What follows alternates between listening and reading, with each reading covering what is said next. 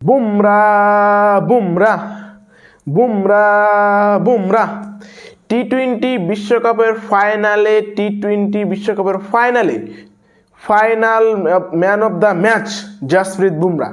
2024 সালে তিনি হয়েছিলেন প্লেয়ার অফ দ্য টুর্নামেন্টের সেরা প্লেয়ার এবং 2026 হয়ে গেল তিনি ফাইনালের ম্যান অফ দ্য ম্যাচ। এবং আমরা ভারতীয়রা 140 কোটি ভারতীয়রা সত্যিকারে ভাগ্যবান যে বর্তমান এই টি-20 মার্কেটে এই টি-20 ব্যাটিং তাণ্ডবের সময় ইন্ডিয়ান টিমে জাসপ্রীত বুমরার মতন একজন বোলার রয়েছে। দুনিয়াতে প্রতিটা বলারের অফ ডে আসে, প্রতিটা বলারকে মেরে প্রতিপক্ষ বলাররা চানাচুর বানিয়ে দেয়, প্রতিটা বলারের এগেনস্টে প্ল্যানিং হয়, কিন্তু একমাত্র বুমরা যার বিরুদ্ধে কোনো প্ল্যানিং কাজ করে না, যার বিরুদ্ধে এখনো পর্যন্ত কোনো ব্যাটসম্যান কাউন্টার অ্যাটাক কীভাবে করতে হয় কোনো দল খুঁজে পায়নি, সেটা আইপিএল হোক বা সেটা হচ্ছে ইন্টারন্যাশনাল ক্রিকেট হোক।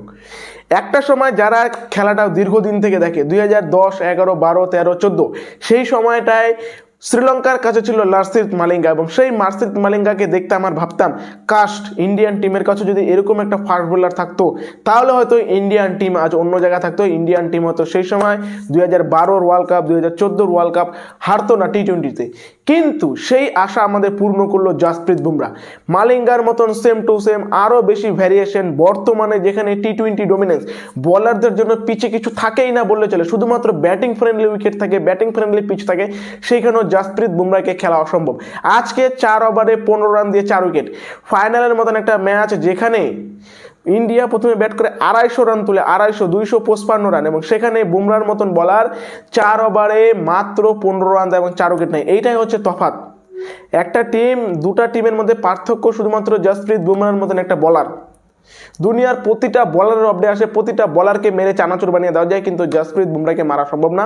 এবং জাসপ্রীত বুমরা হয়ে গেল player of the match 2026 IPL এর ফাইনালে। Player of the match Jasprit Bumrah. ধন্যবাদ।